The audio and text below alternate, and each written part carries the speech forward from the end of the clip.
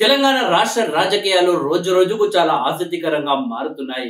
ముఖ్యంగా కాంగ్రెస్ పార్టీ నాయకులు, BRS party నాయకుల మధ్య ఏ విధంగా విమర్శలు, ప్రతి విమర్శలు జరుగుతున్నాయో మనమంతా చూసాము. ఒకవైపు ఫోన్ ట్యాపింగ్ కేసులో ఈ రోజు హరీష్ రావు గారిపై కేసు కూడా నమోదు కావడం జరిగింది. అయితే ఇలాంటి సందర్భంలో బీఆర్ఎస్ పార్టీకి బిగ్ షాక్ ఇచ్చారు మాజీ మంత్రి, ప్రస్తుత BRS party MLA Talasani Srinivas Yadav గారు. తెలుగుదేశం పార్టీలో ఉన్నప్పుడు తలసాని శ్రీనివాస్ యాదవ్ గారికి అలాగే సీఎం రేవంత్ రెడ్డి గారి మధ్య మంచి సంబంధాలు ఉండేవి. ఆ తర్వాత మారిన రాజకీయ పరిస్థితుల వల్ల తలసాని శ్రీనివాస్ యాదవ్ గారు తెలుగుదేశం పార్టీని వీడి బీఆర్ఎస్ పార్టీలో చేరడం జరిగింది. అయితే టీఆర్ఎస్ లో చేరిన తలసాని శ్రీనివాస్ యాదవ్ కి కేసీఆర్ గారు మంత్రి పదవులు కూడా ఇవ్వడం జరిగింది. అయితే ఆ తర్వాత కొన్ని నెలలకు రేవంత్ రెడ్డి గారు సైతం తెలుగుదేశం పార్టీని వీడి కాంగ్రెస్ పార్టీలో చేరడం జరిగింది. ఆ తర్వాత అంచెలంచెలుగా ఎదిగి పిసిసి అధ్యక్షుడిగా, ఇప్పుడు సీఎం గా రేవంత్ రెడ్డి గారు ఎదిగారు.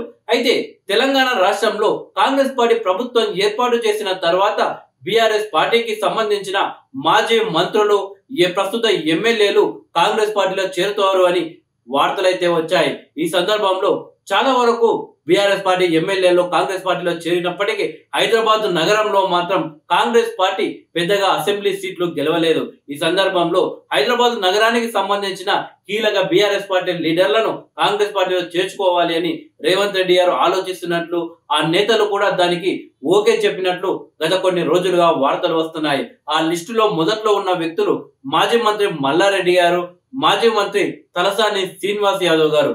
వీరిద్దరూ కూడా కాంగ్రెస్ పార్టీలో చేరుతారు అని గత కొన్ని రోజుల నుండి వార్తలు వస్తున్నాయి. ఈ లిస్ట్ లో దానం నాగేందర్ గారి పేరు కూడా ఉన్నప్పటికీ ఆయన ఆల్రెడీ కాంగ్రెస్ పార్టీలో చేరారు. మాజీ మంత్రి మల్లారెడ్డి గారు రేవంత్ రెడ్డి గారు ఓకే చెప్పిన వెంటే కాంగ్రెస్ పార్టీ కండో కప్పుకోవడానికి రెడీగా ఉన్నారు. అయితే తలసాని శ్రీనివాస్ యాదవ్ గారి పేరు కూడా గత కొన్ని రోజులుగా వినిపిస్తుంది. కానీ దానిపై తలసాని శ్రీనివాస్ యాదవ్ గారు ఎక్కడ కూడా దానిపై స్పందించలేదు. ఇటు బీఆర్ఎస్ పార్టీ మీటింగ్ లో సైతం గతంలో పాల్గొన్నట్లు తలసాని శ్రీనివాస్ యాదవ్ గారు పాల్గొనలేదు. గత 10 సంవత్సరాలు హైదరాబాద్ నగరంలో ఏ మీటింగ్ జరిగినా కానీ బీఆర్ఎస్ పార్టీకి సంబంధించి తలసాని శ్రీనివాస్ యాదవ్ ముందుండేవారు. కానీ ప్రభుత్వం మారిన తర్వాత తలసాని అంత యాక్టివ్ గా లేరని చెప్పవచ్చు. అయితే తాజాగా తలసాని శ్రీనివాస్ యాదవ్ గారు ఈ రోజు ముఖ్యమంత్రి రేవంత్ రెడ్డి గారిని కలవడం జరిగింది. దానికి సంబంధించిన ఫోటో ఇప్పుడు సోషల్ మీడియాలో వైరల్ గా మారింది. అయితే తలసాని శ్రీనివాస్ యాదవ్ గారు రేవంత్ రెడ్డి గారిని కలవడానికి ఒక కారణం ఉంది.